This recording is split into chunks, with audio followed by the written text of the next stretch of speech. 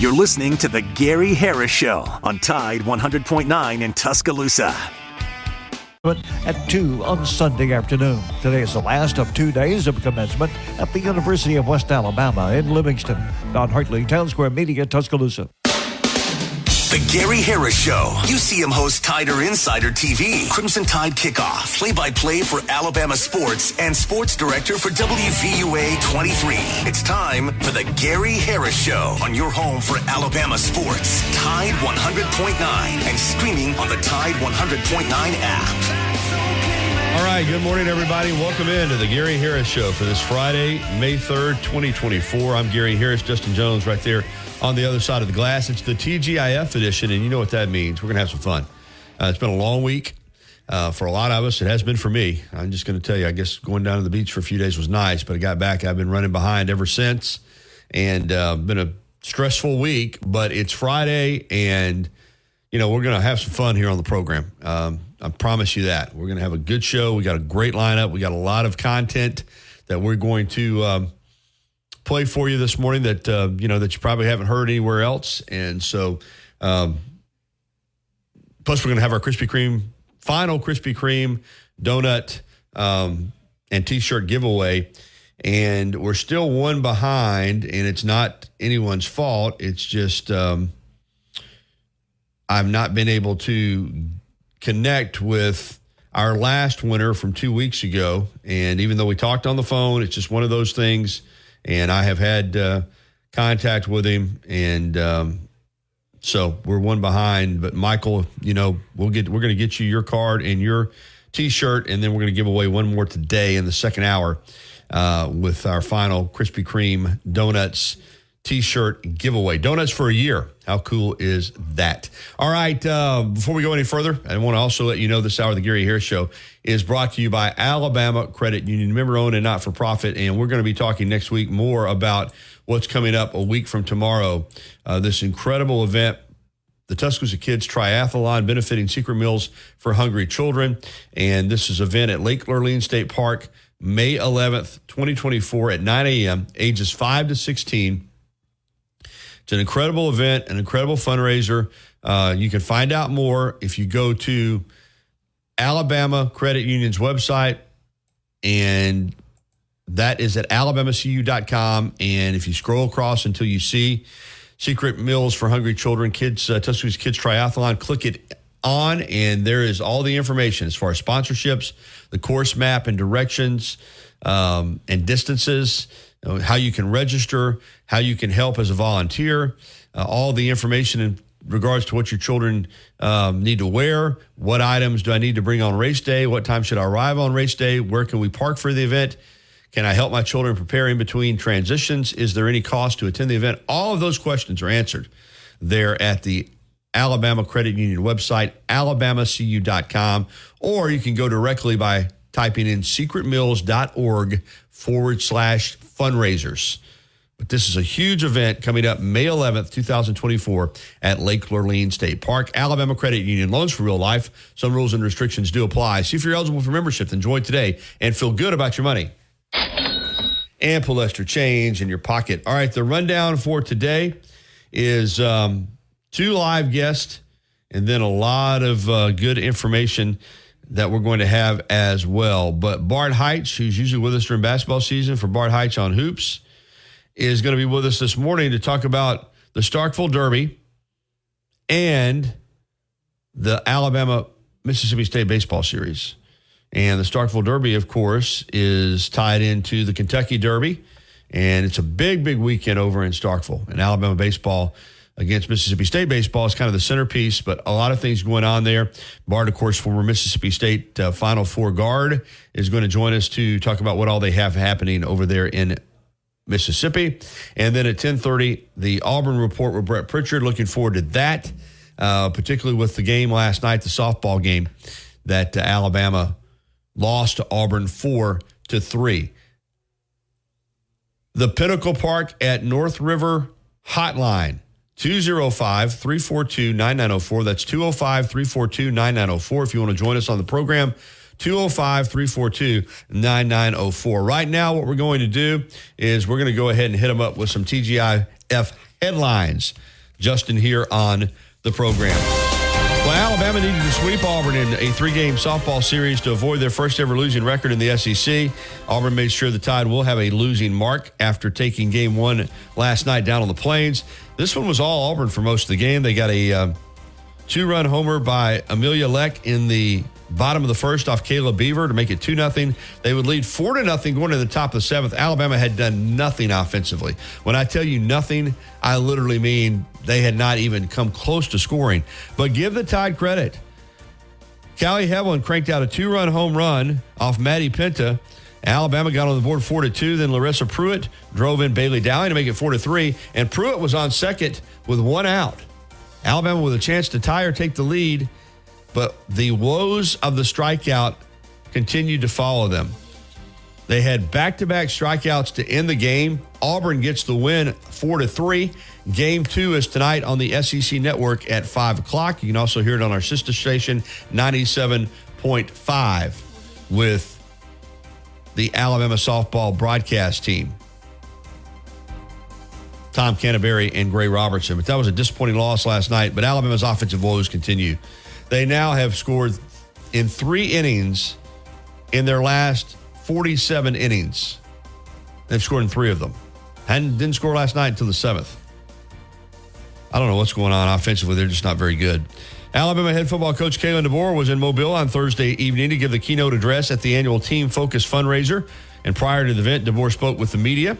And we're going to have those comments for you. We're going to have that coming up later on in the show. Kalen DeBoer from Monday night down in the Port City before the Team Focus event. And DeBoer spoke last night. Nick Saban spoke yesterday morning. He was the featured speaker at the Irondale Mayor's prayer breakfast. Coach Saban also held a media session with reporters, and we've got his comments as well this morning. So we've got the new coach of the Crimson Tide and the former coach of the Crimson Tide coming up on the show.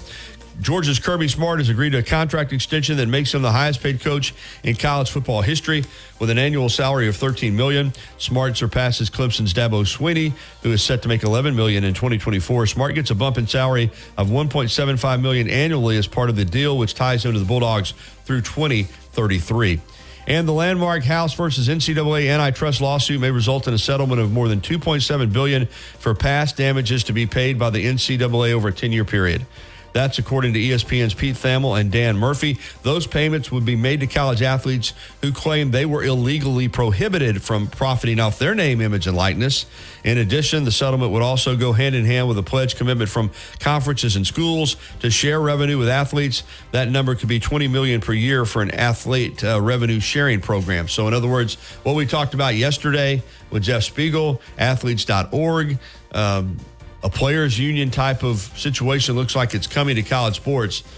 I got to tell you, though, Justin, this is a money grab now. It's all this. You know, players, in other words, these are players that, well, we didn't play in the NIL era, but we still want to be compensated. We want our money. And they're going to get it. I mean, anybody that's ever played a sport now is wanting money. And I don't know where it's going to end. I played high school sports back in the early 80s. Am I in line for some cash? State baseball tournament action going on in Class 4A. American Christian played host to Oak Grove in a third-round matchup, and ACA won both those games 5-1 and 14-0. So they advance on to play the winner of Bibb County and Trinity Presbyterian. And those two teams split yesterday. Trinity hung on to take game 1 4-2. Bibb won game 2 1-0. So they'll have to play a third and deciding game. The winner will get ACA. Of course, we got other baseball teams playing as well on the high school scene. Also, in the NBA, the Knicks got it done. It wasn't easy, but they held off the Sixers 118-115, and they move on now. And they win that series in 6 games, taking game 6 up in Philadelphia. And it was the Indiana Pacers taking care of the Bucks without Giannis, 120-98. After the game, Pat Beverly was not in a good mood with the media after he threw a ball not once but twice at a fan. And this is something the NBA is going to have to step in and handle. This wasn't a situation where they were taunting him or anything like that.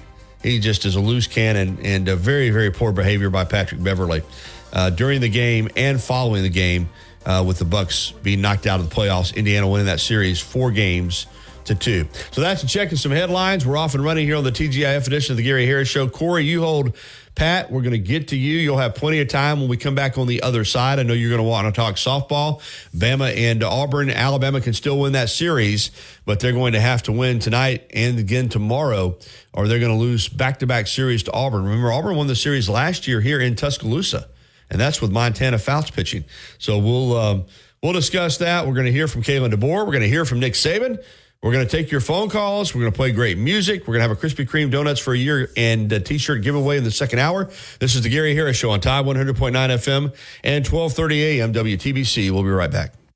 Los Tarascos has been serving Mexican favorites like burritos, fajitas, and quesadillas since 1999. Their new location is at 4100 Owen Parkway in Northport. And, of course, you can find Los Tarascos in Tuscaloosa at 110 Skyland Boulevard. The bar areas feature big screen television so you can enjoy your favorite sporting events. Los Tarascos features daily happy hour ribs, house-made queso, sweet vinaigrette dressing, and spicy Cajun sauce. And check out our breakfast catering menu. Blues Q and Brew is open 7 days a week. We're located at 1825 McFarland Boulevard North in the Northridge Center. Life doesn't wait for when your finances are in perfect order. It just happens. But no matter what surprises come your way, Alabama Credit Union will be here to help make it affordable with great personal loans, mortgages, and auto loans. They offer an easy application process and fast decisions so you can stay focused on feeling good about whatever life brings your way. Alabama Credit Union will be here to help make it affordable with great personal loans. You won't have to stress over getting it to her either.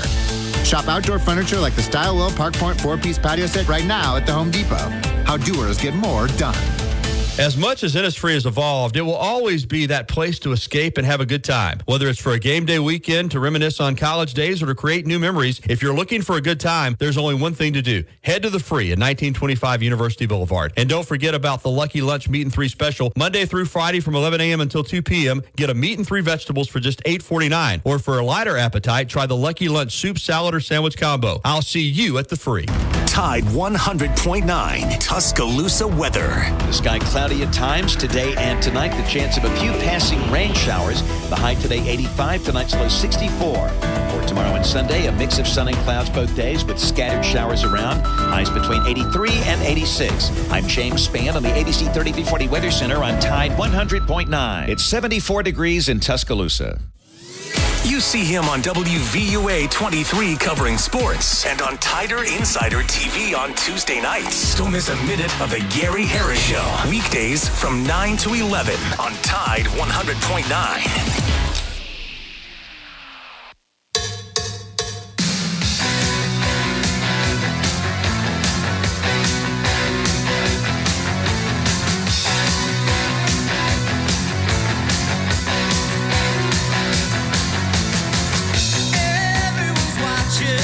Loverboy working for the weekend, aren't we all? And it is kind of here. Like I said, Friday's my favorite day of the week, just the anticipation of the weekend, even though I got to work till I won't get home until 11 o'clock tonight. Still, it's exciting to know the weekend is coming. Hey, if you're looking for a round of golf this weekend, check out Tall Pines Golf Course in East Tuscaloosa, the former Woodland Forest Country Club. They've got brand new greens. They've done a lot of work on the golf course, situated right there in that beautiful Woodland Forest subdivision. They've got a brand new refurbished swimming pool that they're going to be opening up right around Memorial Day. Clubhouse, bar, and grill. Just a really, really fun golf course to play. And you can book a tee time by calling 205-556-1232. That's 205-556-1232. And remember, they're also looking for memberships. So consider Tall Pines for your summer relaxation and enjoyment with swimming pool, golf, good friends, and more. That's Tall Pines Golf Club. Call for a tee time, 205-556-1232. All right, let's jump out on the Pinnacle Park at North River Hotline and welcome in our pal Corey, who I bet you everything I got. He wants to talk about Alabama softball. Good morning, Corey. Good morning, Gary. How are you this morning? Doing all right. Well, I'm not surprised at what happened last night. Forget the seventh inning. I mean, this offense is dead. I mean, unrecognizable. Well, you can't forget it because they did almost come back and tie or take the lead. But your point is taken. For 6 innings, they were inept. This is 47 innings now. The last 47 innings, they've scored in 3 of those innings. They had a 5 spot in the game against Arkansas that they won. They had 1 run against Tennessee in the game that they won, and then last night they scored all 3 runs in the 7th inning.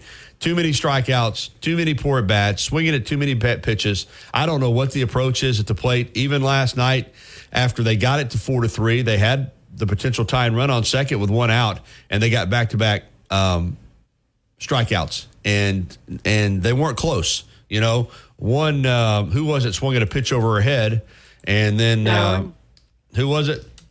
Dowling. Yeah, no, Dowling was on. It was not Dowling. This was in the 7th inning. It was the one out of Hewitt Trustful, the shortstop. Cahalan swung at a pitch over her head. And then the pinch hitter swung at one that hit the plate, and that's how the game ended. So you can tell I'm a little frustrated too, Corey. I don't understand what their approach is. Although I will say this, I also think the talent level is just not where it needs to be. But anyway, it's your phone call. I'm going to let you take it. Well, here's the thing. For Tennessee, I'm doing this in a comparison way. We know Tennessee has the best pitching staff with Peyton Gottschall and Carlin Pickens. I think Maddie Pinta's the second best pitcher in the SEC. Because if you remember, she won the SEC Pitcher of the Year. Maddie Pinta did last year. So it shouldn't be a surprise we're going up against a really good pitcher. So I wasn't surprised that we're struggling against her. So I knew this would be a very tough. I mean, we were already struggling as an offense as we was. So going against Auburn at their place against a really good pitcher was going to be hard anyway. So I knew runs were going to be hard to come by anyways. But the way we've been struggling, I told you this yesterday. I think Auburn's going to take this serious because we can't score. I mean, it's just hard. Alabama makes little things hard, and we can't. It's very frustrating that we can't do anything about it. I mean, well, I'm going to hang my hat on the fact that they did get a 3 spot in the 7th last night, and maybe they found something. I'm with you for just about everything that you said. This is not a good offensive team. They haven't been, but Auburn's been probably a worse offensive team. And what was so disappointing last night is Auburn had, they can't hit it out of a wet paper bag, and they jump on Beaver, and I don't know. It's one of those deals where you fall down early, and that's what this team has done. They've fallen behind a lot. And you're playing uphill. And then, as you said, when you don't have much of an offense, it's just really, really, really hard to win these games. I mean, they just can't get ahead. And now they're going to face Shelby Lowe from right over here at Pickens Academy in Carrollton. She's a lefty, and she's going to be tough. And then they're going to have to turn around and face Pinta again tomorrow morning. So you're right. It doesn't look good. But I'm going to hang my hat on the fact that I still don't think Auburn lost a series to Ole Miss. I mean, they lost a series at Ole Miss last week, and Ole Miss is horrible. This is not a good Auburn team. Now, they look like one last night for the most part. Alabama made them look good, but they're not good. So Maddie Pinta is one of those pitchers that if you give up a couple of runs, give 2 or 3 run cushion to her, it's over pretty much because it's like Faust when she had a 2 or 3 run cushion. She wasn't going to give it back. Well, she almost gave it back now. She got hit. They hit her in the 7th inning. They hit her hard. And, again, she got the 2 strikeouts she needed, but she got hit in that inning. And that home run by Hevelin was a blast. And so, as I said, I'm gonna hang on to some hope there. And if Auburn was a really good team, and Alabama has managed to not get swept this year, they haven't they've always managed to find a way to win a game. So maybe they can get one tomorrow or get one tonight and then come back and have a chance to win the series tomorrow. But listen, Alabama's not a very good team. They're an okay team. Auburn's an okay team, but I still have hope Alabama will win the series. But would you agree that if we don't win this series, we don't deserve to host? I don't know. That's not for me to say. I don't. I would say it hurts your chances, but it's all going to come down to whether or not you're one of the top 16. Right now they are. We don't have a bad loss. We have good quality wins. I'm just going off metrics here. We don't. I mean, it's just the eye test doesn't say Alabama doesn't deserve to host, but the other metrics that they look at, and something that they've taken into consideration is they don't look at the SEC standings like last year. Like, for example, there was years where Kentucky had a losing record in the SEC and they still hosted. So, yes, Alabama will have a losing record in the SEC, unfortunately, but the committee doesn't even look at that. But hopefully Alabama can be on, because you remember, this is still Auburn here. This is the rivalry. Yeah, it is. There's pride on. No, there is, here. And there needs to be, and there should be. And Alabama, I thought showed some. I give them that. They didn't. They came back in that seventh inning after they were dead in the water. I mean, I thought they were going to get shut out. I mean, and you did too. I mean, it's 4-0 going to the top of the seventh. They had shown nothing against Penta, and they struck, and they got it to 4-3. And as we did, talked about, had the tying run on second base with one out. Had every opportunity to tie that game and couldn't do it. So, but maybe that's something that will carry over. You got to hope so if you're an Alabama fan. This would be humiliating if they go down there and get swept by an Auburn team and they might allow Auburn then to wind up not, having to play on the first day. So this could be a huge weekend for Auburn if they get a 3-game sweep. So last night was very disappointing. Yeah, and I wouldn't be surprised if Penta pitches today because it's her senior day today. So you think they might come back with her? I wouldn't be surprised because it's her senior day today. So yeah, but I don't. Yeah, maybe they will. Either way, they're going to have to face Lowe once, whether it's today or tomorrow. But they might split innings with her and Lowe, so you never know. And today's Mickey Dean's day because they're going to honor him for the last series. Mm-hmm. But they're jacked up. Listen, they got a lot of good popping circumstance, as I said yesterday, going on, and now they got that win last night to kind of get the series started. And it's going to be up to Alabama, to kill momentum. And to do that, you got to score some runs, and you got to get out early in the game. You can't be sitting there playing from behind the whole game. So we'll see what they're able to do today at 5:00, Corey.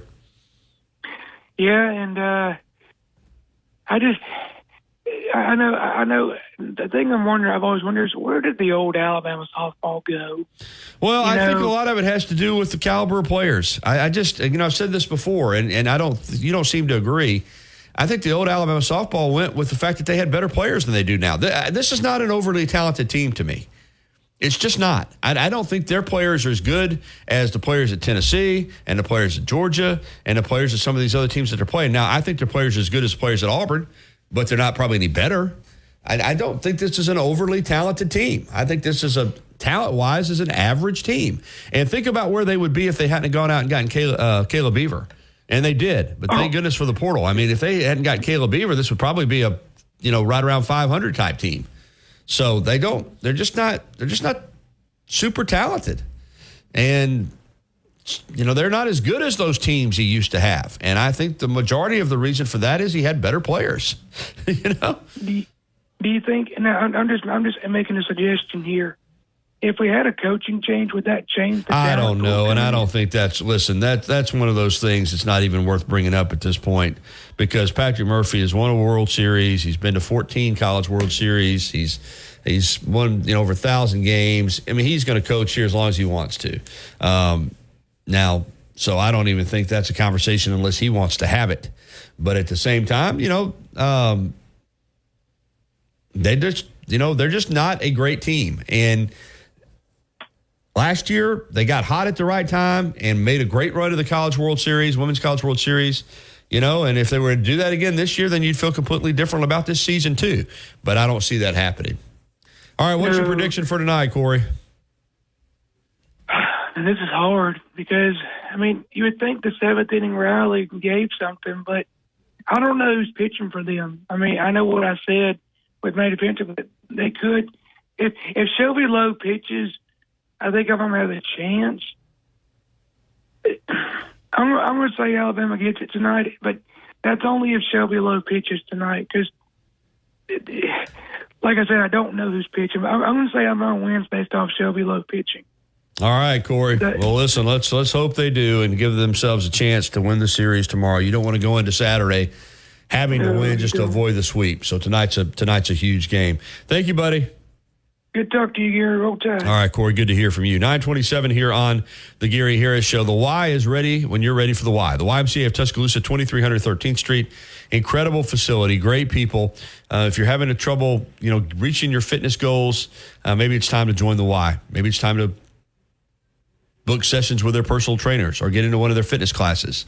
They also have the Silver Sneaker Program for seniors. It's a great facility. It's great people, and it's a place that you'll enjoy becoming a part of if you join the Y of Tuscaloosa. All right, we're going to be back with Bart Heights talking 24 hours a day, 7 days a week. Visit PattersonComerLawFirm.com. No representations made that the legal services provided by Patterson Comer is greater than any other legal services performed by any other lawyer. Tuscaloosa's Old Colony Golf Course is an 18-hole championship layout designed by 1976 U.S. Open champion Jerry Pate. Director of Golf John Gray and fitting specialist Bob Montgomery are PGA certified. Mike Shivitz is the head professional and director of the Tuscaloosa Junior Golf Program. Call today to secure a tee. Trades in the construction field. Go to skilltradesofwestalabama.com and find out more information about the 4-week Jumpstart program and take your first steps towards a rewarding career. Since 2011, Billy's Sports Grill, located on Main Avenue in historic downtown Northport, has been serving their legendary signature chicken sandwich, award-winning wings, and handcrafted cocktails. Billy's is also the spot to watch all your favorite sporting events with big screen, high-definition television, both dining rooms, at the bar, and outside on the beautiful patio. Come by and say hello to Kim and Lisa, the Billy's Management Dream Team. Billy's, good food, good friends, and good time. The best sports talk in the state. Tide 100.9 and streaming on the Tide 100.9 app. Who let the dogs out? Who let the dogs out? Who let the dogs out? Who let the dogs out? But the party was 9:31. Welcome back into the Gary Harris Show. Bart Heights with us talking about a big weekend over in Starkville. I figured, Bart, that would be appropriate music for this segment. Absolutely. Figured that would get you. What an intro! I figured that would get you going. You got a big weekend going over there in Stark Vegas, and of course it begins with the huge SEC baseball series between Alabama and Mississippi State. But Starkville Derby, a lot of people on campus. Kind of fill us in on what all the hoopla is about. Well, Gary, it's always great to be with you, man. I've got to take my my weekly Gary Harris Show out of my reminders because I get disappointed every week.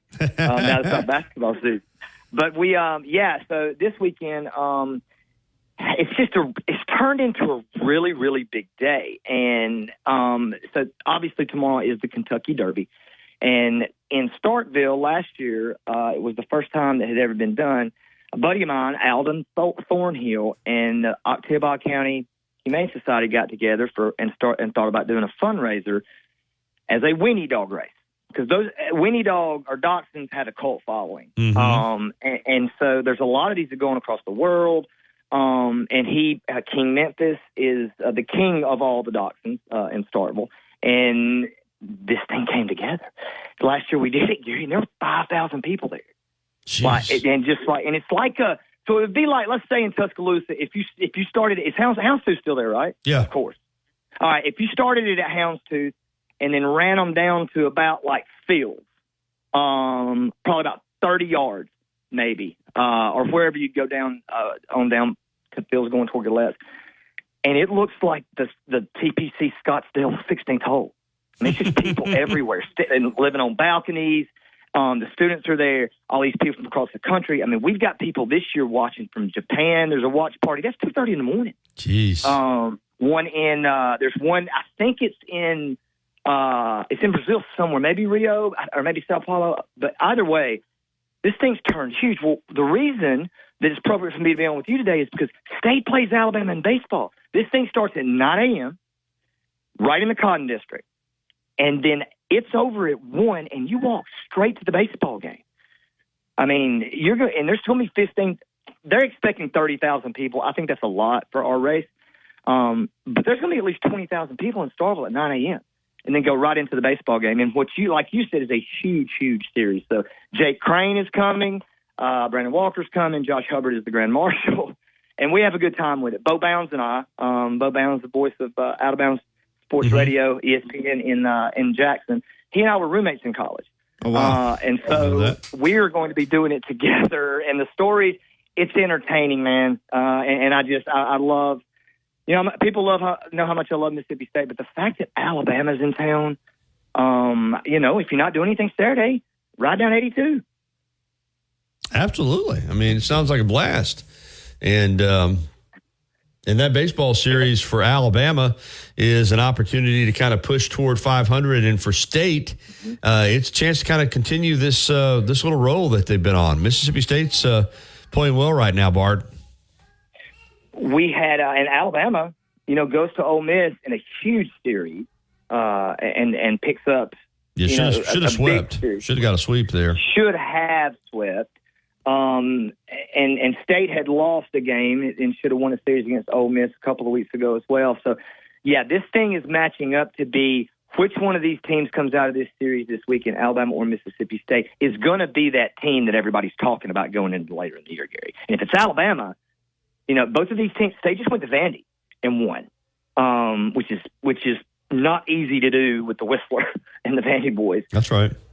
But State's pitching it better. And State actually got a great outing on Friday night last week. And so the pitching for Mississippi State, the starting pitching as kind of for LSU, is another one of those teams in SEC baseball that I think is getting better, but can it get to that hump? And then obviously, Gary, everybody's got a timely hit. That's what Alabama's been doing. Alabama's been timely hitting, killing the baseball. And so I think it's going to be a fun series. And for all the Alabama fans who have never been to Starkville and seen what that place is now, it's the Tuscaloosa of college baseball. Oh, just as Bryant-Denny is the best college football venue, traditionally to watch a game, in my opinion, in the country. Oh, it is. It's a special Carnegie Hall of college baseball there in That's exactly Vegas. what I'm looking for. Perfect. Hey, the Starkville Derby, because I remember last year talking about it with you and trying to figure out a way to get over there.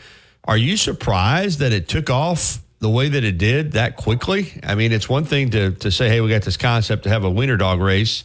It's a whole other thing to have that kind of turnout and now anticipating, 20 to 30,000 people for it. Are you a little bit in awe of how this caught on this quickly? Of course, we know it's Kentucky Derby Saturday, but still, right. This seems phenomenal to me that you could put this together and have this type of support for an event with Dachshunds.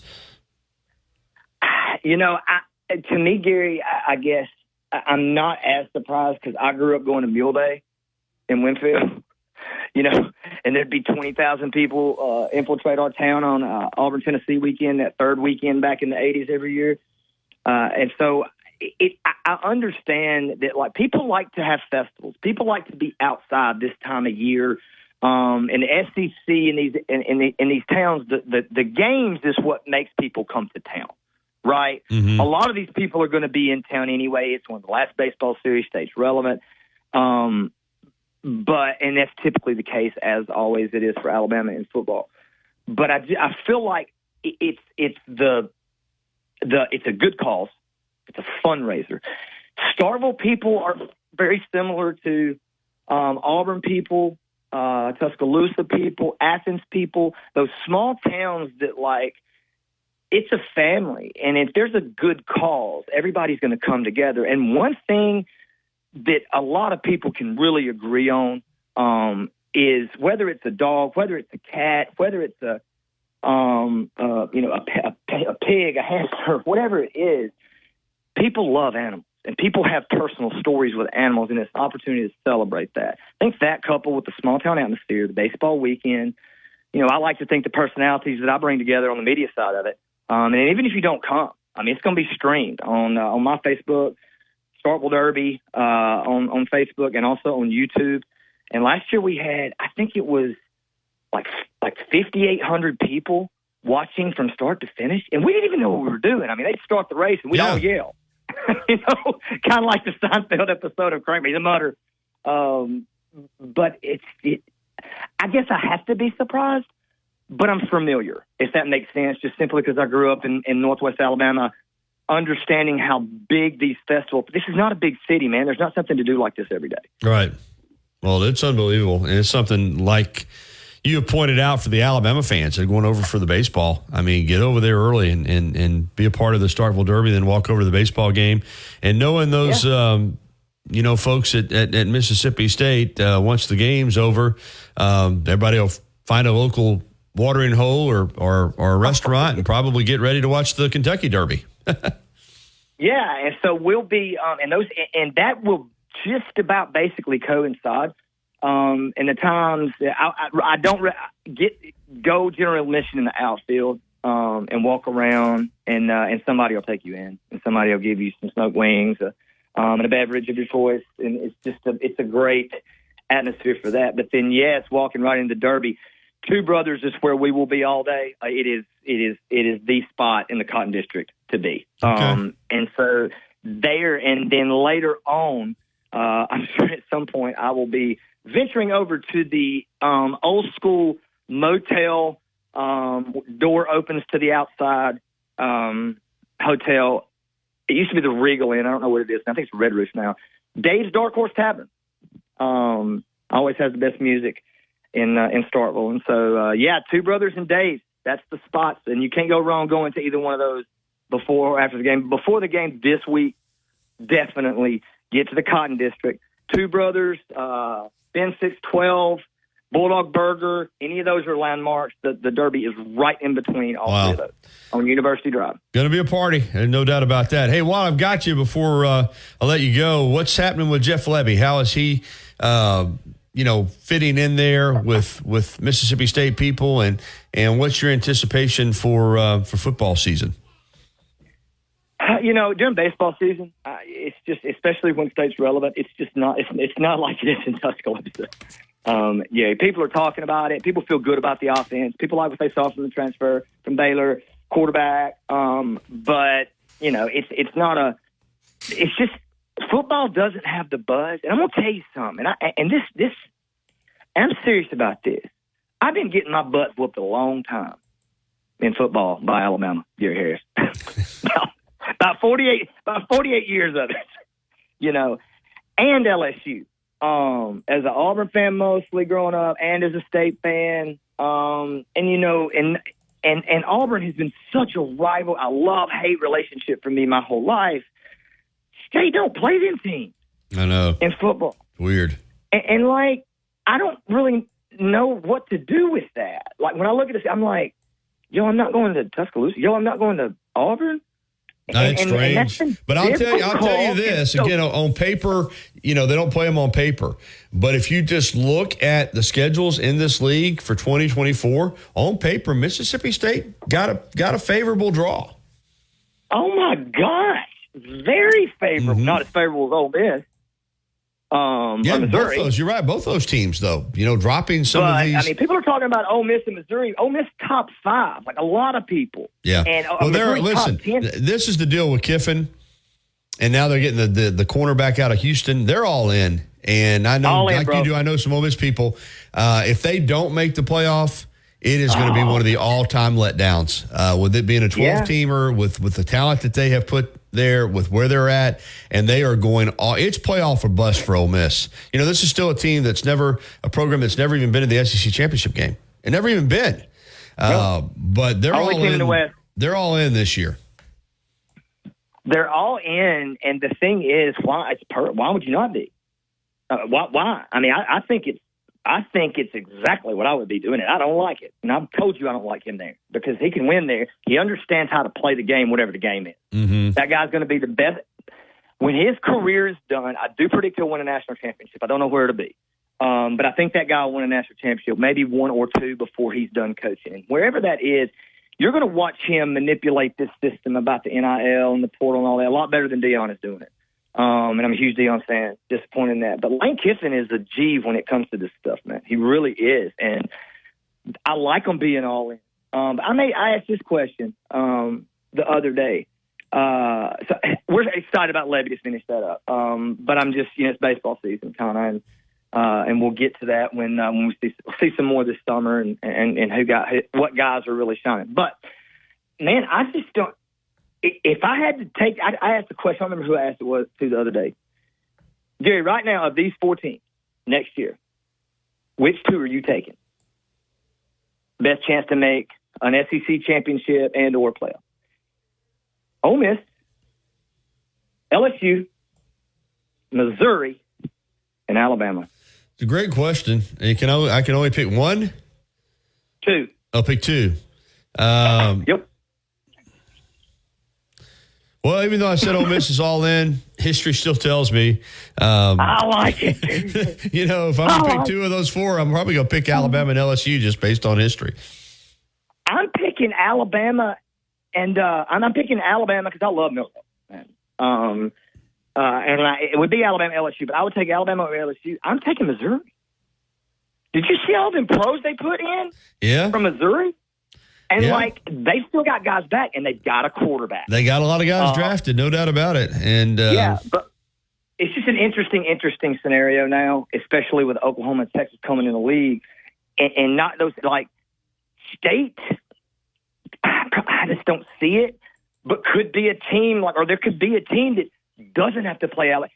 Sometimes it really is playing that name on your jersey, Gary. That's my point. Yeah. Sometimes you can't beat people because you ain't never beat them before. That's right. No, they ain't gonna be scared. You're gonna see some of that stuff happen. I'm with you. I'm with you on that. I mean, that's why State can't beat Alabama in football. That's why, whether it's football, baseball, basketball, you pull the teams that are traditionally good, and there's a reason they've been traditionally good and they've been good for a long time. And it's harder for those other schools that aren't at that level to find a way to beat them, regardless of what the circumstances are. I mean, listen, Kiffin's been saying now, Kiffin's thought for the last 3 years he's had a team that was good enough to beat Alabama. For the last 3 years. He hasn't beat them yet. Yeah. You know? So I 100% know. Because I've been trying to beat out. I mean, unless it's, and this is a very transition. My point is this: for a lot of teams, it's good. For Alabama, that's not good because there's no Nick Saban effect now. So how does that affect that? Like, if this first year goes, I don't know. You know, if you lose 3 games. Well, and I'm not saying I think this, and I've talked about this on the show, going back to Coach Bryant, the first years have not been kind to, Alabama first-year coaches. I mean, Coach Bryant took over a terrible program, but even Saban was 7-6. Ray Perkins was average. Gene Stallings lost his first 3 games. Bill Curry was average. Franchione was average in his first year. DeBose was a disaster in his first year. Shula average. And then, like you said, even Saban. So I would think, though, this is what, with it being a 12-team playoff, and you could get in easily with 2 losses, who knows, maybe even 3. I would think for Alabama, you're used to being in it every year when it was a BCS championship game with 2 or a 14 playoff. If you can't make the 12-team playoff, regardless of first year or not, it's going to be very disappointing around here. That's going to be hard for people to handle. If there's a 12-team playoff and Alabama's not in it, Bart, the gnashing of teeth that's going to be going on around here. And it's going to be, as good a guy as I think Kalen DeBoer is, and I think he's a good coach, and I think Alabama's going to get in the playoff. But if they don't, all that goodwill will go out the window in a hurry now. I'm telling you. I've seen it up close for a long time. Well, I'll tell you what. It could be a lot worse because you're going to have basketball to look forward to again. But I don't. It's one of to me, it's the most interesting situation outside, obviously, our own at Mississippi State. Watching how we do, it is the most interesting situation. There's 2 situations that people are going to have more eyes on than anybody else this year in college football: are Colorado and Alabama. Is that wild or is that wild? Yeah, crazy. And it's not because Nick Saban's there. That's crazy. All right, brother. Well, you have laid it out very well why there are a lot of reasons for people in West Alabama to cross the state line this weekend, particularly tomorrow, to get over to Starkville and be a part of what's going to be a fabulous Saturday, my friends. So thanks for coming on. It's worth it just to see the state Bama cam that we'll be showing. So even if you can't come, definitely watch Starkville Derby. Can't wait. Thanks, all right, Gary. buddy. Thank you, Bart. All right, it's 9:48 here on the Gary Harris Show, and we've got to get to a break. Wide open for phone calls in the next segment. In hour number 2, we have the Auburn. Weather brought to you by Fincher and Osmond. Fincher and Osmond carries artisan-created diamonds. And trust us, they are bigger than you expect. Visit www.fincherandosmond.com. Tide 100.9 Tuscaloosa weather. The sky cloudy at times today and tonight. The chance of a few passing rain showers. The high today 85, tonight's low 64. For tomorrow and Sunday, a mix of sun and clouds both days with scattered showers around. Highs between 83 and 86. I'm James Spann on the ABC 3340 Weather Center on Tide 100.9. It's 77 degrees in Tuscaloosa. You're listening to The Gary Harris Show. Goal line in, touchdown, Alabama. On your home for Alabama sports. Tide 100.9. And streaming on the Tide 100.9 app. Yeah, the first hour getaway song, The Cure, Friday I'm in Love. We'll hear it again as we go out of the segment. Real quick note, Bama on the PGA Tour, and man, what's going on? Nick Dunlap yesterday shot 5 under. He was in good shape. Davis Riley shot 7 under. He was in second place and missed a 5-footer for birdie on 18 that would have put him in the tie for the lead. They come out this morning, and Riley's 2 over through 7. And Dunlap is 1 over through 8. We just can't get these Bama guys going. I know it's bothering Tom as well. Tom's with us on the Pinnacle Park at North River Hotline. Good morning, Tom. Gary, I am so disappointed in Davis Riley, almost as much as I am JT. Well, he sure had a heck of a round yesterday. As I said, he was 7 under. With no bogeys. And he missed that 5-footer for birdie on 18. And it's almost like that carried over to this morning because he's not been good. And neither is Dunlap. I mean, Dunlap's 1 over through 8, and Riley's 2 over through 7, man. And all of a sudden you go from being right there at the top of the leaderboard to Dunlap is now tied for 38th, and Riley's tied for 28th. Disappointing. Yeah, I really thought he had found something, but when you bogey that late in the round on top of having a strong round, that is a mental obstacle right there going the next day. It's bad. And but anyway, the softball team. Now, I have complained for 3 years that I thought we would not get the development in hitting that we should get. And, you know, Murphy said, I'm the hitting coach. And and then he shook the staff up a little bit this past year when one of our coaches retired. I can't think of her name right now, but Allison Habits. Yeah. And she retired. And I thought, well, you know, this may be a mutual thing. He's wanting to bring in some hitting blood, not. And if it did, it didn't work. And but Murphy's going to have to look at some of these teams that have prolific scoring, because I'm convinced that is the future of softball. You know, in softball, Gary, correct me if I'm wrong, but it appears to me, and my observation is, good hitting beats good pitching all the time. You saw Montana. Her effectiveness, and then the girl at Florida I brought up before in the past that was such a good pitcher. You know what? After they see you a few times, that's it. They're going to get you. Well, I don't know, Tom. I'm leaning more toward a little bit. I'll say this. I still think poor hitting teams have no chance against good pitching.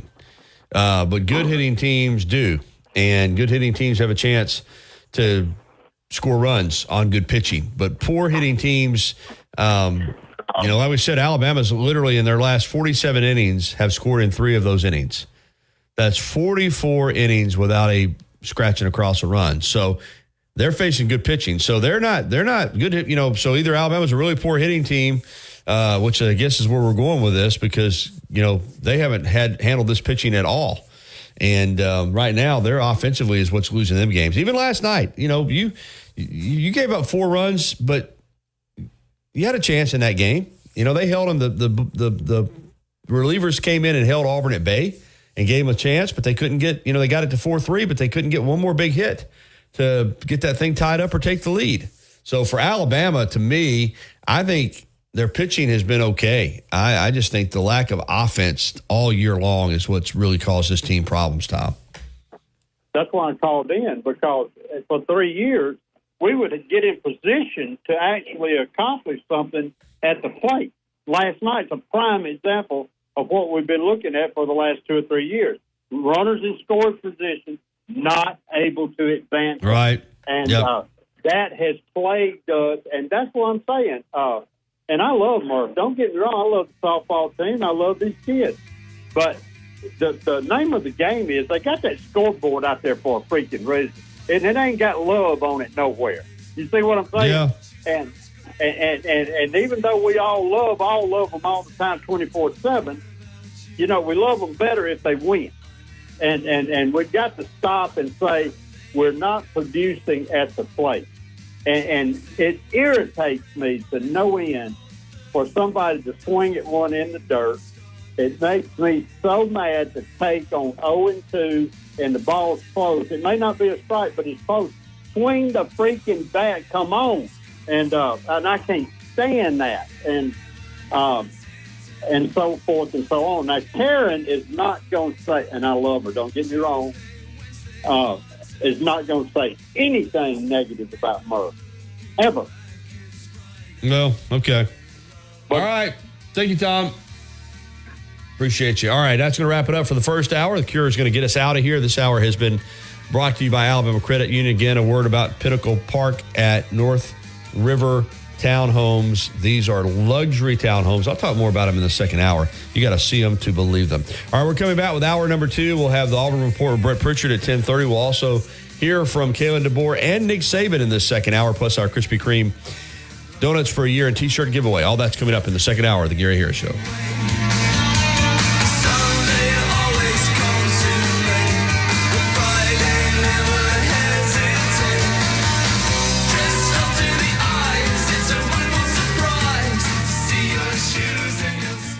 Life doesn't wait for when your finances are in perfect order. It just happens. But no matter what surprises come your way, Alabama Credit Union will be here to help make it affordable with great personal loans, mortgages, and auto loans. They offer an easy application process and fast decisions so you can stay focused on feeling good about whatever life brings your way. Alabama Credit Union will be here to help make it affordable with great personal loans. Pets.com/deal or text DEAL to 511-511. Text DEAL to 511-511. All dogs are unique. Your dog's results can and will vary. Message and data rates may apply. WTBC Tuscaloosa and W265CG Tuscaloosa, a Town Square media station. Tide 100.9 and streaming on the Tide 100.9 app. From the Fox Sports Studios in Los Angeles, here's Nick Cope. In the NBA playoffs, 2 more teams are into the Eastern Conference semifinals. The Knicks held off the 76ers to win Game 6 and the series, 118-115 the final in Philly. Jalen Brunson led New York with 41 points. Joel Embiid scored 39 for the Sixers. Pacers finished off the Bucks with a 120-98 win, taking the series in 6 games. Balanced production for Indiana, 50 points from their bench, including 21 from Obi Toppin and 20 from T.J. McConnell. The Bucks' Patrick Beverley twice threw a ball at fans during a timeout, hitting one woman in the head, and afterward in the locker room, Beverley refused to field questions from a reporter because she didn't subscribe to his podcast. Finally, in college football, ESPN reports Mike Riley, the former Oregon State and Nebraska coach, will join the college football playoff selection committee. Now, this hour's West Alabama real-time news update from the Tuscaloosa Thread Newsroom. It is graduation weekend for some 6,000 students in nearly 200 degree programs at the University of Alabama. And it's the last of 2 days of commencement at the University of West Alabama in Livingston. 25-year-old Darius Jaquan Mullikamology was arrested yesterday on capital murder charges of shooting 28-year-old Bernicia Renee McIntosh of Demopolis on 15th Street downtown. The Alabama House has passed a $3.4 billion general fund budget and now must go back to the Senate because of amendments that were added. Get 24/7 local news coverage and sports updates when you download the free Tuscaloosa Thread app and sign up for twice daily email newsletters. The Gary Harris Show. UCM host Tider Insider TV. Crimson Tide Kickoff. Play-by-play for Alabama sports and sports director for WVUA 23. It's time for the Gary Harris Show on your home for Alabama sports. Tide 100.9 and streaming on the Tide 100.9 app. Here we go, hour number 2 of the Gary Harris Show. The TGIF edition rolls on, and got a busy hour on tap. This hour is being brought to you by Patterson Comer Attorneys at Law. Patterson Comer is dedicated to serving our clients in every way. Paul Patterson and Mike Comer live here in West Alabama, feet on the ground. They'll look you in the eye. You'll meet with them personally, not just on the telephone. Paul's in Tuscaloosa at 205-345-1000. Mike's in Northport at 205-759-3939. And remember, at Patterson Comer, the commitment to serve our clients does not stop at the end of the workday. We're available 24 hours a day, 7 days a week. PattersonComerLawFirm.com. No representation is made that the quality of legal services to be performed is greater than the quality of services performed by other lawyers. All right, we got a lot in this hour. The Auburn Report with Brett Pritchard coming up. Your phone calls are welcome on the Krispy Kreme Donuts hotline at 205-342-9904. And in the next segment, we're going to give away that final Krispy Kreme Donuts for a year and a Krispy Kreme donut T-shirt. All we have left is a medium. I'm sorry. So if you're not a medium, you'll just have to give it to someone who is. I don't have any extra larges or double X's or larges left. Just a medium T-shirt's all we have left. But we will give that away in the next segment. Right now, let's get to some audio from the Alabama head football coach, Kalen DeBoer. Last night at the Team Focus event down in Mobile, he was the keynote speaker, and he also met with the Mobile area media. And this is what Coach DeBoer had to say on Thursday night in the Port City. Well, I know that every time I've been here, going back to the late part of January, it feels like I see something different every time. And so it's enjoyable getting to know the coaches when I was here. Obviously, there's prospects down here, but then just getting to know the people. And, an event like this, it's great to be a part of the Team Focus, event here this evening, and so appreciate being asked to do so, and great to be here. Now that you've had a chance to kind of evaluate things after spring, what did you see that you liked coming out of spring? Yeah, I think most importantly, I like our attitude, our energy, the effort we put forth. We have a team first, I think, mindset right now when it comes to guys across the board. These guys are here for a reason. Yes, they want to develop themselves individually, but they want to win a championship. And so it's been pretty apparent as we went through the spring exactly what their focus is. We got better each and every day, and that's all you can ask. And, that leads into good momentum going into the summer here. These guys get a couple weeks away, kind of just ease their mind and refresh their mind and their body, and then we'll hit the ground running come June. We obviously know Kane really well here. What has he brought so far to this defense? Yeah, I think the guys have really enjoyed, being under Kane's, leadership. That starts with the coaches. I just think he's done a good job uniting that group. You walk into a session, whether it's the staff meetings or, the defensive unit meetings, linebacker meetings, you can just see the leader that he is. And he's got a plan. He's got great energy that he brings to the table. I think you can feel from the top on down just the impact he's making in such a positive way. Coach, do you have any differences in the recruiting in the Southeast? No, it's intense no matter where you're at. And fortunately, I have a great staff around me that has a lot of connections, ties, understood where maybe a lot of the 2025s were the 26s. Have done a great job with trying to get caught up in those relationships, because I think it's inevitable that you're going to be behind when you come in new and you're trying to hit the ground running, but you're also got to pull everything together and trying to figure out where our focal points are at and getting through it, a lot of the film. And we've done a good job establishing those relationships throughout the spring. I think we're in a good spot. But yeah, like I said, we're going to have to play catch up here and there on a few guys. Coach, obviously one of your first big wins was landing Ryan Williams just a couple weeks after you took the job following the decommitment. What does he have to show? What do you like about him as a player and your general philosophy on playing freshmen? What does he have to show you this summer to be able to get on the field this fall? Yeah, we'll play the best guys, guys that can get out there and help us. It doesn't matter what age they are, and Ryan's certainly got a very special skill set, explosiveness, along with just, consistent production. So I think from him, what's been just so impressive, it goes back to the weekend or the week that we met with him and he came on campus. There was so much thrown at him, new head coach, new coordinator, new position coach. And when I hear him talk about what it is within our program that he really enjoyed and is excited about, he retained so much of that information, and which leads you to believe that, man, these were important decisions. This is an important decision for him, that he was being really thorough, being really thoughtful,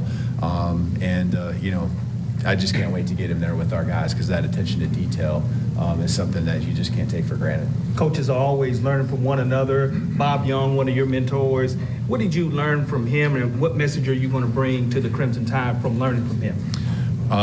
The details. I remember watching hours and hours of film with him, and he was an old lineman when he played, and we watched offensive line take that first step over and over and over again before they even got to that second step. And so, that it was ingrained in my mind in my early years coaching, and it went to other areas too. And I think the other piece is he just really made me understand my why, and why you do what you do, why you're in this profession, and the impact you can make. And that'll be a lot of the messages I share tonight. Coach, 1 minute. We have 1 minute left. The portal just closed again. Just how do you feel about what you got out of it, what you lost in it, and more work you may have to do there? Yeah, the portal closes, so no one really can enter. But there's guys that we're working through that we will. We have visits, or we'll have visits, trying to get them set to come to campus. And so I think in the end, I feel good about the direction we're going with our making the roster better, improving the roster, and that's what it's about. We don't have a lot of spots that we can fill from a scholarship standpoint, but every one of them is important for this fall, and I think our roster will be improved when we are done, when you take the additions and the subtractions and see where we're at when it comes this fall. Last question. Coach, we got to go next story. Coach, what are you going to do this summer that might be different from other places if you tried to coach? 2 years ago, I just went through this, and so I can't say it's much different. The one thing that over the last 5 years, 8 years, the rules that the NCAA allows us to have, where we can do more things with these guys. And, there's still a limited amount of hours we can spend, but meetings and different times when we can be on the field with them, it's really helped the transition for a new staff like ours coming in. So we're going to continue to keep the pedal down with these guys. Our team is taking in everything that they can. They love it. They're just looking for it every single day, and I can't wait to get into June here and continue on what we've been building. Thank you, Coach. Great stuff there from Kalen DeBoer last night in Mobile for the Team Focus event, where he was the keynote speaker, and he did a media session, and we were glad that we were able to get that audio for you and play it this morning here on the Gary Harris Show. It's 10 minutes after the hour of 10 o'clock. Phone lines are open on the Krispy Kreme Donuts hotline at 205-342-9904. And when we come back in the next segment, we're going to give away a Krispy Kreme Donuts for a year and our final Krispy Kreme T-shirt. And we do that by me coming up with some trivia deal, and then the answer is the caller that we take. So you don't have to answer anything. You just have to be the right caller. But we'll do that next. Hey, I also want to talk to you about my friends again at Pinnacle Park at North River, small gated community of townhomes towards Lake Tuscaloosa. 2 stories, 3-bed and 3.5 bath. 2-car garage. They start at $2,900 a month, but we'll do $2,800 if you say you heard about it from the Gary Harris Show. Call 205-657-7465 for availability. That's 205-657-7465. You have to see these townhomes to believe them. Luxury townhomes. Pinnacle Park at North River. Find out more at pinnacleparknr.com. That's pinnacleparknr.com. We'll be back with our Krispy Kreme Donuts giveaway next, right here on the Gary Harris Show. Since 2011, Billy's Sports Grill, located on Main Avenue in historic downtown Northport, has been serving their legendary signature chicken sandwich, award-winning wings, and handcrafted cocktails. Billy's is also the spot to watch all your favorite sporting events with big screen, high-definition televisions, both dining rooms, at the bar, and drmartypets.com/deal or text DEAL to 511-511. Text DEAL to 511-511. All dogs are unique. Your dog's results can and will vary. Message and data rates may apply. Los Tarascos has been serving Mexican favorites like burritos, fajitas, and quesadillas since 1999. Their new location is at 4100 Owen Parkway in Northport. And, of course, you can find Los Tarascos in Tuscaloosa at 110 Skyland Boulevard. The bar areas feature big screen television so you can enjoy your favorite sporting events. Los Tarascos features daily happy hour specials. And for the best Mexican cuisine in West Alabama, remember, the name is Los Tarascos with locations in Tuscaloosa and Northport. Tide 100.9 Tuscaloosa weather. The sky cloudy at times today and tonight. The chance of a few passing rain showers. The high today 85, tonight's low 64. For tomorrow and Sunday, a mix of sun and clouds both days with scattered showers around. Highs between 83 and 86. I'm James Spann on the ABC 3340 Weather Center on Tide 100.9. It's 77 degrees in Tuscaloosa. Catch every game and every moment right here. This is your home of Alabama sports. Tide 100.9 and streaming on the Tide 100.9 app.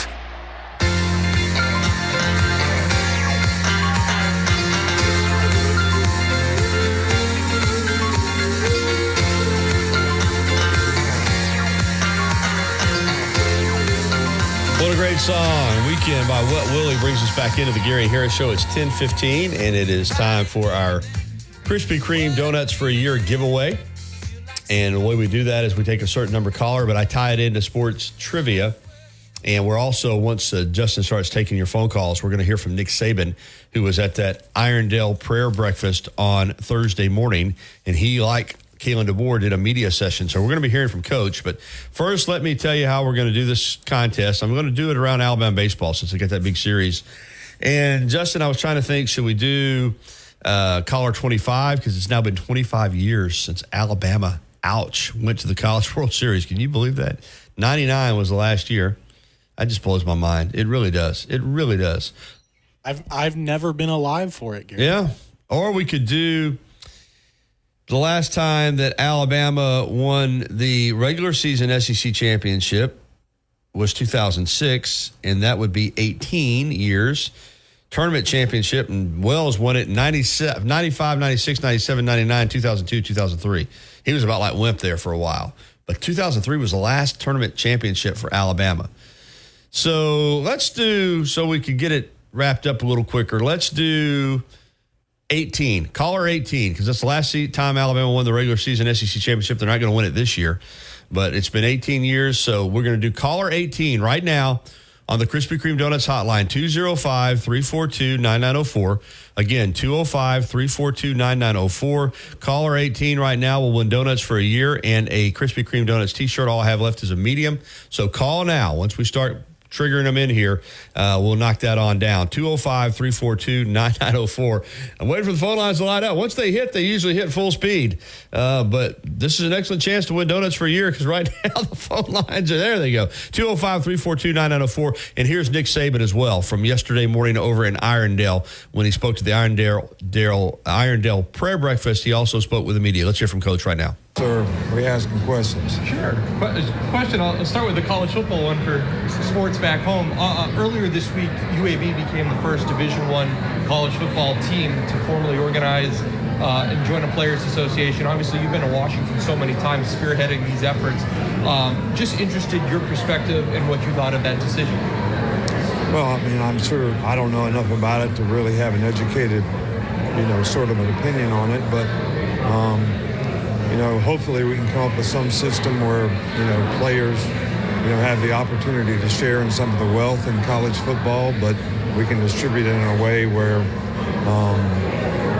we keep competitive balance like other sports venues do. And something that's beneficial to the players, but something that, can keep college sports, in the same realm that it's been in terms of providing opportunities, even in non-revenue sports, for participation. So I think that's really important, and we're all trying to figure out what the best way to get there is. You're getting rave reviews for your job at the draft on ABC. How much fun was that for you personally, and what kind of work did you have to put in to make sure that you were as educated as you were on that broadcast? Well, it's a lot of preparation. I mean, you got to watch probably 200 players to be able to go up there and do the first 3 rounds, and a lot of research, background information, almost as if you were in the NFL getting ready for the draft, which I spent 8 years doing. So, but it gave me something to do. It kept me busy, and it was fun to be a part of that team. Hey, Coach, could you tell us how much you know of the mayor and kind of elaborate on why you're here today? Well, we're kind of partners. We have a business here in Irondale, which, because of the partnership that we have with the city, really made that possible for us. And I think it's probably been good for the city, and I think the development in this part of, the city is really, really good. I mean, when you get off and turn left, that whole perspective has changed dramatically for the better, and I think that's a good thing for the city, and it's certainly a good thing for our business. We're glad to have Coach here today, because this is not only an opportunity for him to come and to see what we're doing in the city of Irondale, but it also gives us a time to be able to pray for our city, to pray for our state, to pray for our country. We want to be able to combine those things together, and we're looking to have a fantastic event here in the city of Irondale today. And Coach, now that you're retired from football, are you finding more opportunities to come out to community events kind of like this? Yeah, I probably have done something somewhere every day this week. So I want to stay involved. I want to stay involved in the community. I want to try to have a positive influence on people and what they can do attitudinally to improve the quality of their life, not only in just being a good person and having compassion for other people and helping other people. And that's something that we tried to do for all these years, with our players, is hopefully they have a better quality of life and a better chance to be successful because they were involved in the program. So to continue to be able to do that and have time to do is something we look forward to. There's a rumor that you and Coach DeBoer are going to be paired next week at the Pro-Am over at Greystone. Are you excited for that, and are you excited to play around a golf with them? That's the first I heard of it, but I'd be glad to do it. I think, he's doing a really, really good job, and he's a good person. He's a good man. I think he's got a good staff, and hopefully they can keep the continuity of the team together and add some pieces that will help them be successful. And the last one I got, it's the first year in a long time that both you and Coach Belichick will not be coaching. Obviously, he was at the draft in Detroit working with McAfee and those guys. Did you have a chance to catch up with them? And how is your relationship taking this next step now that you guys are no longer coaching? We're friends, so the friendship wasn't based on, us being coaches, so that hadn't changed. But we communicated on the phone because there were 275,000 people there, so it wasn't like you just go mill around and talk to people. So, but Bill had a great career and has done a great job, and hopefully, if he wants to continue coaching, he'll get the opportunity to do that. Coach, we know you were at Hague Day. What are your early thoughts on the new team? Yeah, well, I was encouraged. I thought the team looked well coached. They played hard. They played with a lot of discipline. I know they got a lot of young players in some positions, so their development's going to be critical to success. And I think they've kept pretty good continuity, through this last portal, and hopefully they'll add some pieces that'll help them next fall.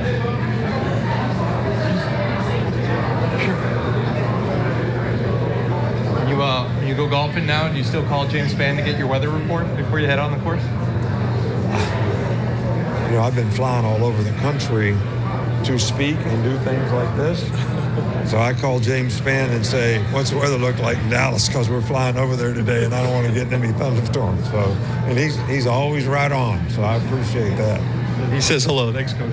Thank you. Mayor, do you have anything to add?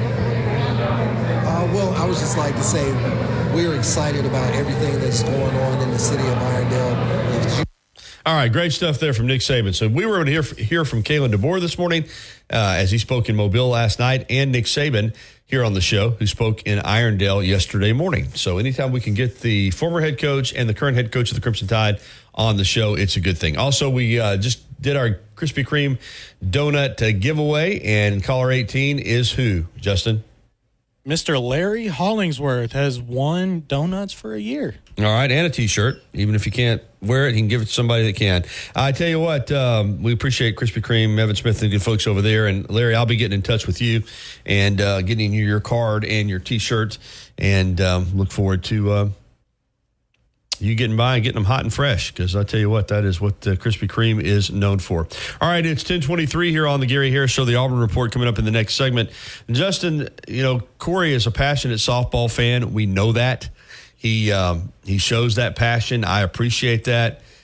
He's not very confident in Alabama coming back and winning this evening. I think Alabama's going to win this game tonight. I do. Just my gut tells me, they have managed to. It's been a disappointing year in conference, but they're not a bad team. They're just not. There's not a really, really good team. But I think they're, they almost came back and won that game last night.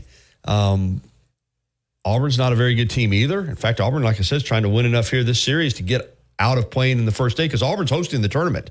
They'll turn around and have the SEC tournament beginning next Tuesday down at J.B. Moore Softball Complex there in Auburn. So the Tigers need this game as well. But how do you feel about tonight, Alabama coming back and getting a win? Yeah, I think despite the loss last night and the late offensive production, I think they can build off of that and go into this game and have a good chance to win. I think, too, I didn't watch the game, but from what I understand is it was a pretty clean game. There wasn't that many errors or anything going on, and a lot of the times that's how we've been giving up runs, is defensive errors and making mistakes. So if they can play clean and continue to build off of that seventh inning last night, I think there's a good chance they go and win and potentially win on Sunday Saturday, yeah. All right, Jocelyn Brisky, the freshman, is scheduled to be in the circle tonight for Alabama. She's a really talented pitcher, and she's learning and feeling her way through the SEC. I think she's got a chance in the future to be a really top-notch pitcher. She's going to be in the circle tonight, and she'll need to pitch well, because, again, Alabama offensively has not shown very much in regards to being explosive. So you can't give up too many runs and expect to win the game. So, you feel like you got to probably keep it to 2 or 3 runs, quite frankly, to be honest with you. But maybe this will be the game that Alabama breaks out offensively. But as I've been talking about, last 47 innings of softball for Crimson Tide, they scored in 3 of those innings. So that's 44 scoreless innings. And that's just not good. And they have struggled to put runners on base consistently, and when they have gotten them on base, they struggle to get them in. It's just been a full-fledged struggle to score, and they need tonight to get off to a good start. You just hate playing uphill all the time, particularly on the road. Last night, you've got Beaver in the circle and Pinta in the circle, 2 really good pitchers. You figure runs are going to be tough to come by, and then Auburn hangs a 2-run homer on you in the bottom of the first. So they get a 2 spot on you before the game's even, and you're playing uphill. And they increase that to 4-0. And that wound up to be enough to win the game. Alabama gets 3 in the 7th, but came up short. And you fall 4-3. And as we've been talking about as well, baseball begins its big series over at Mississippi State this evening in Starkville at Dudy Noble Field. All right, it's 10:27 here on the program. And we're going to take a break. And when we come back, we're going to dive into all things Auburn, including Field. Go to skilltradesofwestalabama.com and find out more information about the 4-week Jumpstart program and take your first steps towards a rewarding career. Covering University of Alabama sports, as well as the national and local scene as well. The Gary Harris Show, only on Tide 100.9 and streaming on the Tide 100.9 app.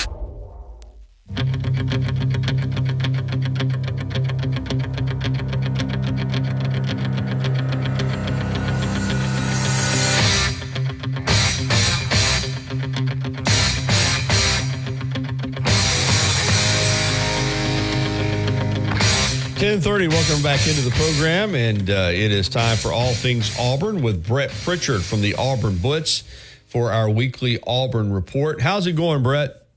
It's good, Gary. How are you, buddy? Doing well. A lot to cover. Let's start with softball because Auburn's hosting the SEC tournament next week and working hard to try to avoid playing on the first day. They took a big step in that direction last night, beating Alabama in the first game of the huge rivalry series 4-3.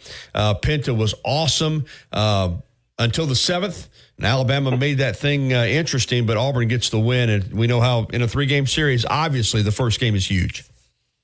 Yeah, no doubt. I mean, this team has had, a down year this year for the most part. They've had a few bright spots, and Mickey Dean announcing that he's going to retire, about a month ago. I think everybody kind of has, resolved themselves. Let's see how we can finish this year out. And 26-17-1, you're 8-14, but you're right there with Kentucky and South Carolina and Alabama. Alabama's 9-13, Auburn's 8-14 now, and you're right. I mean, if Auburn can sweep Alabama somehow, which would be really tough, but if they can, they'd have a really good shot not to have to play in that first round game on Tuesday. So a lot to play for still. Again, like you said, the game last night couldn't have gotten off to a better start. Auburn, getting 3 runs in the first 3 innings, and then getting out to a 4-0 lead with Maddie Penta in the circle. Usually, you feel pretty good about yourself. And, she got through 6 innings, pretty easily. And got to that 7th. And, Alabama did what they had to do. They got a base runner on and then hit one over the fence. And all of a sudden it's a 4-2 game. And then you get the next batter up hits a double. So, it looked like Alabama was going to rally, and they did. So credit them for not laying down and just going quietly into the night. But Auburn was able to hang on and win that first game. Like you said, Gary, is crucial. It's big for Alabama, too. It's big for both of these teams. Huge. It's a rivalry series, but, both are trying to not be in that first game. Absolutely. And a big one tonight at 5 o'clock. And I had a couple of my softball callers call in this morning wondering about the pitching for Auburn. With it being senior night, I'm pretty confident that they'll go with Lowe, but one of my big softball callers said that they thought Auburn might come back with Penta. What do you, or maybe you already even know, who is Auburn going to throw tonight? Well, I mean, Saturday's Maddie Penta day. So, I would think maybe they've got it planned for her to come back and pitch tomorrow. Yeah, that makes sense. I guess he was under the impression that tonight was Maddie Penta night, but it's Saturday. Yeah, well, she's definitely going to pitch tomorrow. Shelby Lowe is going to pitch tonight. Then, yeah, I would think so. Going, especially Maddie Penta going the full distance last night and coming back immediately. I think they want to try to give her a little bit of time off, and Shelby Lowe's a solid pitcher. She's good in the circle as well, and so I would think that it would be Shelby Lowe, but, I don't know officially. Coach Dean could make a decision to change that up, today and figure it out. So, yeah. But I would expect Shelby Lowe to go, but, like I said, who knows? Yeah, well, if tomorrow's Maddie Penta day, then, yeah, she's going to pitch tomorrow. I think Corey was under the impression that they were going to honor her tonight, but I think tonight's they're going to honor Mickey Dean, right? Correct. I think that's the right order. Okay.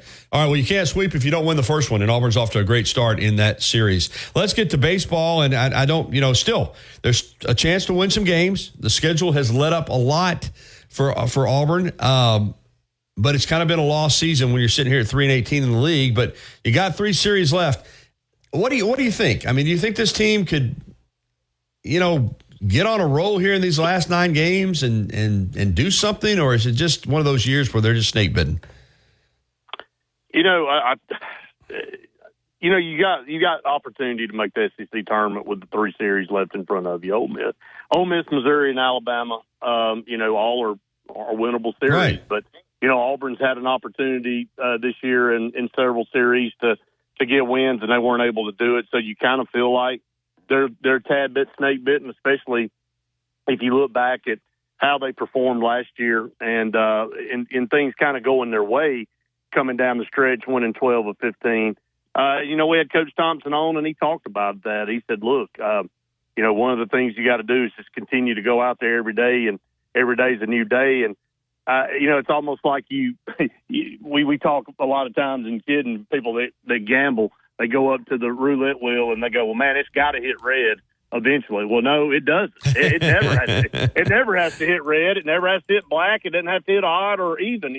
It can roll the same thing over and over and over and over. But eventually you would think it would get in your favor, and you would win a game. One of these close games instead of losing one. But you look back at the beginning of the year, and they played Arkansas. Gary, I've kind of gone through this a couple times. They were number one in the country. Auburn loses 2 one-run games and wins a 2 one-run game. So you don't feel like you're very far off, from being a pretty good baseball team. But the margin of error in this league is so small. I mean, one hit at a crucial time or one walk at the wrong time or any little thing like that can be the difference in you winning a game and losing a game. And Auburn just has not been able to put it together this year. And, you really look at what's been the biggest issue for Auburn. It's been the pitching. I think offensively, Auburn has done enough in a lot of these games to win. But the pitching, for the most part, has let Auburn down. And, Coach Thompson's tried to mix and match and do some things with the start and rotation. I think Dylan Watts will get the start tonight in game 1. It looks like Tanner Ballman will get it in game 2, and then maybe end the series with Carson Myers, who seems to be maybe one of the more consistent guys all year. But you were hoping for more out of Joseph Gonzalez, and it just hasn't worked out coming off that injury that cut his year short last year. So, you just got to keep playing. And this is an Ole Miss team that's fighting for a lot as well. I mean, this is a team that's trying to get back into the NCAA tournament and, sitting there at 23-21 and a 7-14 mark themselves. They have a lot to play for in this series too. Yeah, Auburn, Ole Miss beginning tonight, and then a trip to Missouri, then at home against Alabama. So 3 teams, as you said, that Auburn's capable of beating, and 2 of those series are at home, and 2 midweek games left as well. So there is something to hang your hat on here. And let me add one thing to this, Gary. We said this on our show this week, and again, this is not excuses, but the start of the SEC season for Auburn was brutal. Mm-hmm. The first 4 series, you're playing really 4 of the top 8 teams in the country, and you lost a bunch of close games. And sometimes you look up and, you've dug yourself a hole and you go, man, it was such a demoralizing start. Sometimes it's hard to pull out of that. And, and then when you get in other games and, you look like you're going to win a close game and then something bad happens, it's almost like one of those situations where you're sitting around waiting for something bad to happen. And I think that kind of crept into the culture of the team. And I think you still tip your hat. They fought every single night they go out there. And again, like I said, this league's brutal. Doesn't matter what sport it is that you're playing in. It seems like half or 3/4 of the league's always ranked in the top 15, no matter what sport you're playing. Yeah, I agree with you 100%. And momentum's real, and so is negative momentum, I guess. When you get things going in the wrong direction, it's just hard to get it back on track. But I agree. I think Auburn's a better team than the record indicates, and they got a chance here over these last 9 conference games and 2 non-conference games to try to, like you said, get into the SEC tournament and have something to hang their hat on. All right, roster management for the football and basketball programs. The portal's closed now. Let's start with basketball because the roster looks really strong there for next season for Bruce Pearl and company coming out of the portal season. It does. I think, you're still waiting on Duke Miles to see what he's going to do. Could possibly add him in, but you're able to add a big-time guard in J.P. Pegues. I think that was a huge addition to this roster. And, I think you got 2 of the better freshmen coming in and Ja'Kai Howard. And, I think Ja'Kai Howard's underrated. I mean, Coach Pearl's talked about that. And, I think that's one of the things that you look at overall for this team. And what you got coming back, the biggest piece of this whole deal to me was Janai Broome. Mm-hmm. I mean, you got a guy that's coming back that will possibly be up for SEC Player of the Year and most likely National Player of the Year. Nobody has anybody more veteran savvy than Janai Broome with the type of stats that he has. So You add Tahad Pettiford in as the number one, hybrid guard in the country. I know he's listed as a point guard, but I think Bruce Pearl now, with the addition of J.P. Pegues, really wants to utilize him at that two-guard position along with Denver Jones and some of those guys. So, but for the most part, you get Chad Baker-Mazara back. You get Dylan Cardwell back. You get Chris Moore back. Majority of the pieces of this team are back, and the nucleus of the team is back, and the point production of this team is back. So if you look at the blueprint the last few years, Gary, of making runs in the NCAA tournament, it's those teams that have those veterans, maybe the little bit older teams. Auburn will have another one of those type teams under Bruce Pearl coming up this year. And football-wise, it seems like Auburn was able to do some things in the portal to strengthen their roster. They were, starting, in the spring window, this past window, we're able to pick up and really shore up some positions on the defensive line with Isaiah Rakes and Philip Bleedy and Kerryon Crawford. All three of those guys come in with solid production. I don't think there's a superstar in that group, but I think they're pieces to what Auburn already has on the defensive front. And we know that the key in this league is to build depth, both on the offensive and defensive line. And then you also add Keandre Lambert-Smith from Penn State, was one of the bigger targets in that second portal window for a lot of teams. It came down to Auburn and Texas A&M, and Auburn really has an entirely revamped wide receiver room, Gary. It's from top to bottom. I think maybe there's one. I think Camden Brown's the lone holdover maybe out of the entire wide receiver room off the top of my head. But for the most part, you got brand new wide receivers coming in with the addition of, Robert Lewis and Sam Jackson and, Lambert Smith, like I just said. And then you got the freshmen, Malcolm Simmons and Perry Thompson coming in. And Malcolm Simmons, by the way, won the state championship yesterday in the high jump. He cleared 6'10", and he tried to set the national record at 7'1", and just barely missed it. He cleared 7 feet last week at sectional, so he does hold the state record, and he is the 2-time state champion in high jump. He'll go for the long jump record today down in Mobile. So, but you're adding all those kind of guys in, and then you add some other guys like the offensive tackle Percy Lewis from Mississippi State in the first window, Trill Carter from Texas on the defensive line.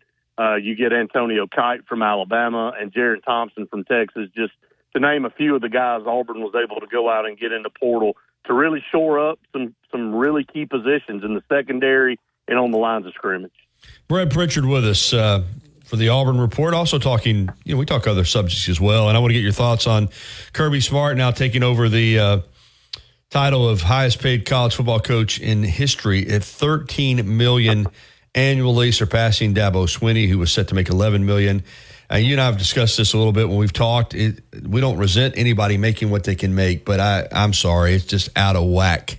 No matter how big college football is, for a college football coach to be making over $1 million a month, it's mind-boggling to me, Brett. And I think it's just another example of where we're at now with college sports. It's a money grab for everybody, that's involved in it. This is why you have what you have with the players. I mean, if you want to take shots at the players, and we all want to say this is ridiculous and we don't understand why things are the way they are, well, you turn around and pay a coach $13 million a year. And so you can't, that's being hypocritical. Now, I know Kirby Smart's cut his teeth and he's earned his stripes and he's worked his way up, and he wasn't making $13 million a year coming out of college. But, some of these kids, I mean, let's just be honest about it. Some of these higher profile athletes have the opportunity to make several $100,000, if not $1 million a year, straight out of high school. And it's really, like you said, it's almost unimaginable that we're where we are in this sport, in just a small amount of time. And, there's got to be some regulation. I don't know what that looks like. I don't know who's going to be the enforcing body. I know the advisory council that the SEC and the Big Ten have created is trying to get a hold on that. But I don't know the answers, Gary. I mean, every single week it seems like it's another story. And this is what all this boils down to. I'll use the Duke Miles situation right now for Auburn. Auburn trying to recruit Duke Miles in, and it looked like it was going to be Auburn, and it looks like he was just going to come on in and commit. And then, you get on social media, and he's out there kind of fishing around, and then all of a sudden you get other colleges interested, and then it becomes an NIL game. And what you thought maybe you were going to be able to go out and get a guy and maybe work a deal out, and it looked like you had him secure, now turns into a competition with you and maybe one or two other schools. And it's going to be that way from now on. So nobody's immune to this. And these kids, again, you can't blame them. They're looking for the deal that's going to be the best for them. Overall, I think a lot of these kids narrow down their choices to 2 or 3 schools that they would feel comfortable going to one way or the other. And then it just boils down to who's going to give them the most incentives and the most money. So that's the world we live in now, Gary. And, if you don't like it, you don't have to watch it, I guess. You don't have to participate in it. But, if you do want to continue to watch college football, I guess you're going to have to put up with it. Well, some changes could be coming. This landmark House versus NCAA antitrust lawsuit may result in a settlement of more than $2.7 billion for past damages. These are players now who played before NIL. They've got their hand out. They want their piece of the pie. Looks like they're going to get it. This could lead to the revenue sharing plan. We've already seen UAB sign up this week with athletes.org. And I don't blame Trent Dilfer for getting out in front of it. They don't have any NIL money. So his best opportunity is to get, money from another source. But we're headed basically, it looks like, Brett, whether you want to call it a union, a players association or whatever, but we are headed toward these players being organized in some type of capacity and where everybody gets paid. I'd rather it be that way if this is what we're going to have to deal with, because you got to have some types of rules and regulations. Now that the NCAA has pretty much said you have unlimited transfers, Gary, that's the last straw. Now you got kids that can just be in a different school every year for 5 years, and you can be hopping around all over the place. And the colleges really have no say in it. They can just up and leave with no penalty or no repercussions. So at least if you do this and you sign kids to contracts, they have got to honor those contracts, and you make them responsible for what they decide they want to do. So I think you're just at that point. I don't think you have any other options now. I think you have to make these kids sign contracts, and they have to be, beholden to those so you can have some type of consistency, because right now it's got to be a nightmare for these coaches. But from one month to the next, you're recruiting your roster, you're trying to recruit new players, you're trying to manage all that, and you're trying to win games all on top of it. So I think for the betterment of the sport and the sanity of everybody, you got to start making these kids sign contracts and be committed to where they're going to be. Great stuff as always, Brett. Appreciate the insight on Auburn and other topics, and I know it's going to continue for the Auburn fans with the Auburn Blitz today at noon. Yes, sir. We'll be on at noon. We'll have Jason Caldwell on here at about 12:30 to talk everything Auburn as well. So I always look forward to having him on Fridays. And, Gary, always look forward to being on with you as well. Thank you, buddy. Thank you. All right, 10:49 here on the Gary Harris Show. We got one segment to go here on the TGIF edition of the program, and we can get some phone calls in on the Krispy Kreme Donuts hotline. If you'd like to give us a ring, 205-342-9904. That's 205-342-9904. And when we come back, I'll update you on the Bama contingent that's playing in the Byron Nelson PGA Tour event, the CJ Cup at the Byron Nelson, and we'll have that for you next. Jake Knapp is your leader at -11, but we'll catch up on the Bama guys when we come back here on the final segment of the program.